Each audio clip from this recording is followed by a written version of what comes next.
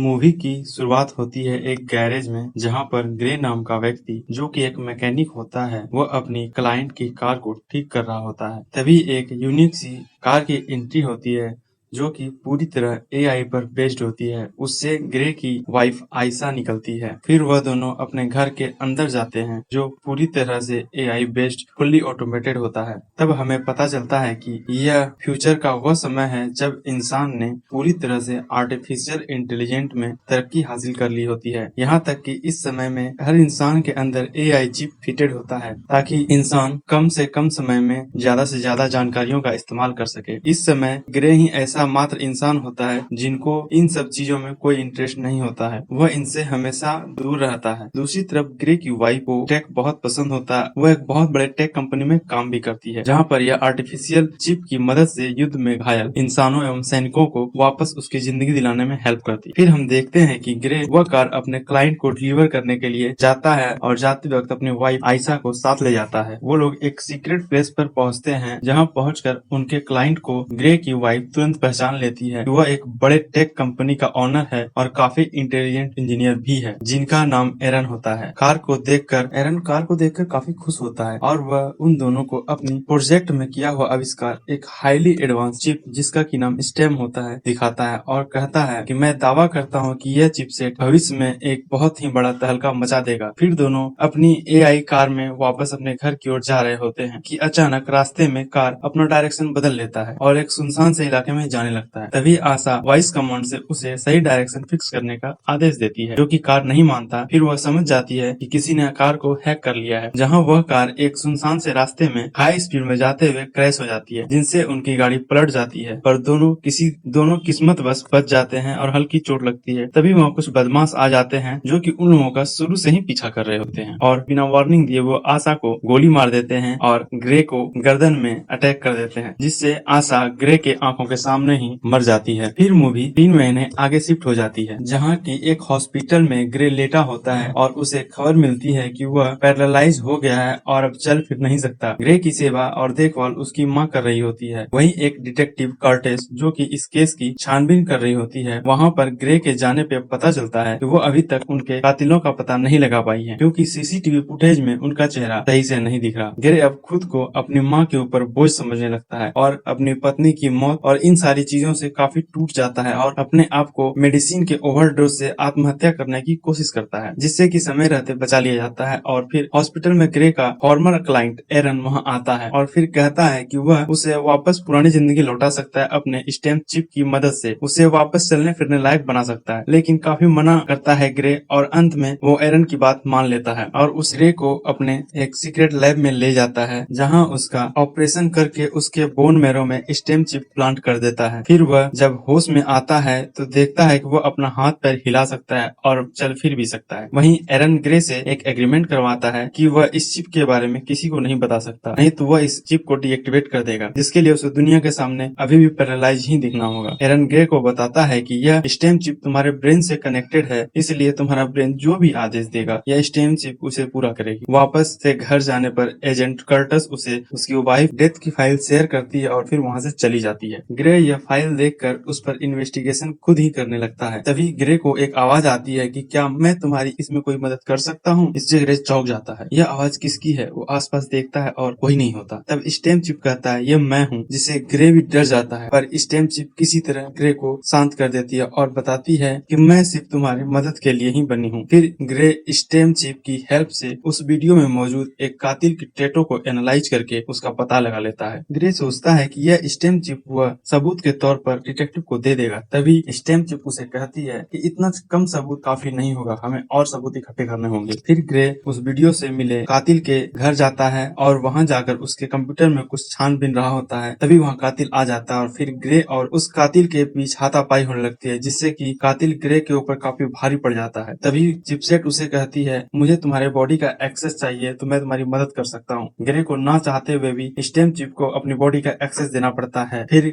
Stem stem chip उस कातिल को वहीं मारकर ढेर कर देती है। ग्रे ऐसा नहीं करना चाहता था, इसलिए वो वहाँ मौजूद अपने सारे फिंगरप्रिंट को मिटाकर वहाँ से भाग जाता है। वहीं डिटेक्टिव कर्टिस उसी कातिल की मौत की इन्वेस्टिगेशन कर रही होती है। तभी उसे एक अजीबोगरीब सच पता चलता है कि इस कातिल का पूरा शरीर कई सारे तारों से घिरा हुआ था और उसके हाथ में एक ऑटोमेटिक गन भी प्लांट किया हुआ था। दूसरी तरफ एरन को ये सारी बातें पता चल जाती। वह ग्रे से बताता है कि यह इस स्टेम चिप की मदद से मैं तुम्हें ट्रैक कर सकता हूँ और मुझे यह पता है कि कल तुम कहाँ गए थे और किसकी हत्या की है। इसके बारे में मैं पूरी तरह से जानता हूँ। एरन काफी भड़का हुआ एवं गुस्से में होता है और ग्रे से वो चेतावनी देता है कि अगर तुमने दूसरी बार ऐसा किया तो मैं इसे डीएक्टिवेट कर दूं। वहीं दूसरी तरफ डिटेक्टिव कर्टिस उसका कातिल की मौत की फुटेज को खंगाल रही होती है। तभी उसे एक फुटेज में ग्रे का व्हील चेयर के साथ दिखता है, जिससे उसे ग्रे पर शक हो जाता है। उसे इन्वेस्टिगेशन करने के लिए उसके घर जाती है। ग्रे वहाँ पर उससे झूठ बोलकर बच जाता है। डिटेक्टिव के जाने के बाद ग्रे फिर से अपनी वाइफ की केस पर काम करने लगता है, पर इस बार वो बिना किसी कत्ल के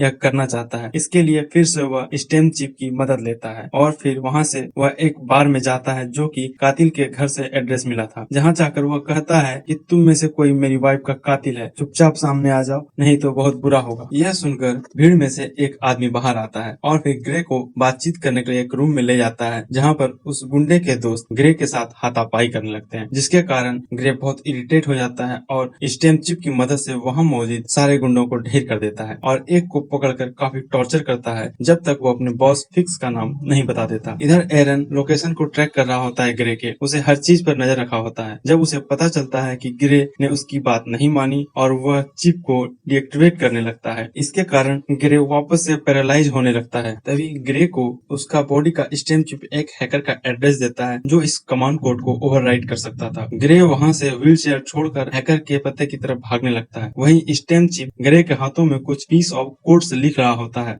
जो कि उसे रिबूट करने के समय काम आएगा। ग्रे हैकर के घर पहुंच जाता है पर वहां जाते जाते ही वह डीएक्टिवेट हो जाता है। इधर फिक्स जिसने ग्रे की वाइफ का मर्डर किया था वह अपने दोस्त को मरा हुआ देखता है और उसकी मेमोरी को एक्सेस करके सारी घटना का पता लगा लेता है और फिर वह बारटेंडर से कहता है तुमने ऐसा कैसे होने दिया। बारटेंडर गन पॉइंट की नोक पर उससे वापस जाने के लिए कहता है। तभी फिक्स जोर से छींकता है जिससे कि बहुत सारे माइक्रोबोट्स बारटेंडर के नाकों में घुस जाते हैं और उसे अंदर से ही मार देते हैं। दूसरी तरफ हैकर ग्रे के हाथों पर लिखे कोड्स को एक्सेस करके स्टेम चिप को ओवरराइट कर रहा होता है। तभी फिक्स वहां आ जाता है, जिससे हैकर कहती है कि हम लोग मिलके इनसे लड़ेंगे और फिर वह स्टेम चिप को बिना रिबूट किए हुए ही चली जाती है। तभी जब फिक्स ग्रे के ऊपर गन टान नहीं रहा होता है तब स्टेम चिप रिबूट हो जाता है और अचानक से वह फिक्स के ऊपर अटैक करके वहां से भागने लग जाता है। तभी फिक्स का गुंडा उसका पीछा करने लगता है और एक जगह जाकर गन पॉइंट पर ग्रे को रोकने का आदेश देता है। तभी स्टेम चिप कहती है कि मैं तुम्हें इसे मारने में मदद कर सकती। ग्रे पूछता है कैसे, तो स्टेम चिप अचानक से ग्रे को मोड़कर उस गुंडे का हाथ तोड़ देती है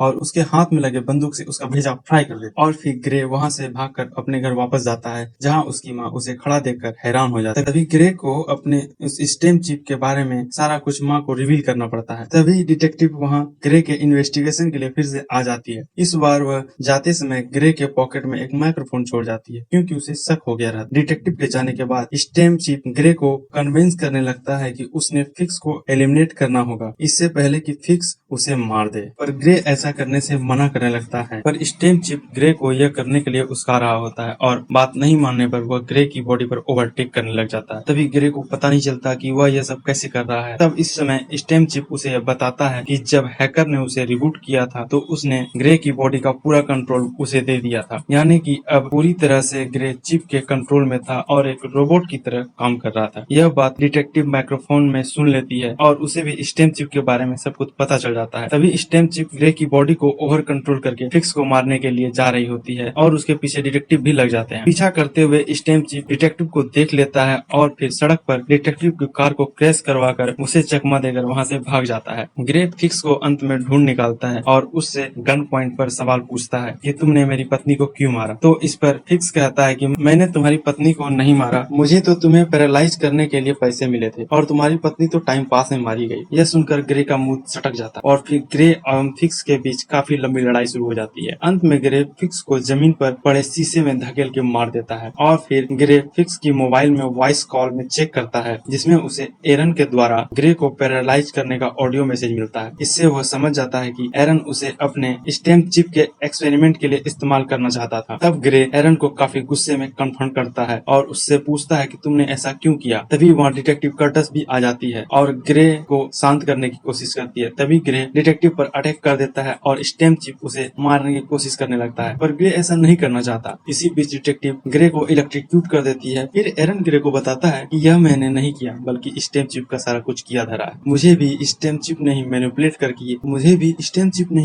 करके ये सब करवाया है, ताकि उसे पूरी तरह इवॉल्व होने के लिए एक शरीर मिल सके। मैंने जितना सोचा था, स्टेम चिप उससे कई ज्यादा इंटेलिजेंट है और इसे तुम्हारी बॉडी चाहिए थी। और स्टेम चिप ने ही तुम्हारी कार का हाईजैक भी किया था और मेरे फोन से वह वॉइस मेल भी स्टेम चिप ने ही फिक्स को भेजा था, ताकि तुम्हें हैंडीकैप करवा सके। तब हमें यहाँ समझ आता है कि स्टेम चिप ने अपने बदले की भावना से सारे हथियारों को एलिमिनेट करवाया था, ताकि ग्रे गुस्से में आकर एरन को भी मार दे और इस तरह स्टेम चिप के खिलाफ कोई सबूत न बचे। इसलिए हैकर भी वहाँ पहले से मौजूद था, क्योंकि स्टेम चिप ने ग्रे के लिए वहाँ पर अपॉइंटमेंट पहले से बुक कर ली। यह सच्चाई जानने के बाद ग्रे खुद को रोकने की कोशिश करता है, जो कि स्टेम चिप के कंट्रोल में होता है। तो वह अपने हाथ को चाकू से जख्मी कर लेता है, ताकि अब स्टेम चिप किसी को ना मार सके। पर फिर भी स्टेम चिप उसी चाकू से एरन की सर में एक होल कर देता है और एरन को वहीं एलिमिनेट कर देता है मारकर। अब स्टेम चिप डिटेक्टिव के ऊपर गन तान देता है ताकि उसे मार सके, पर ग्रे अपने शरीर पर कंट्रोल करना चाहता है और गन शॉट को इधर उधर मारने लगता है। अब मूवी ग्रे के हॉस्पिटल सीन की तरफ मुड़ जाती है, जहाँ ग्रे स्टेम को आवाज देता है,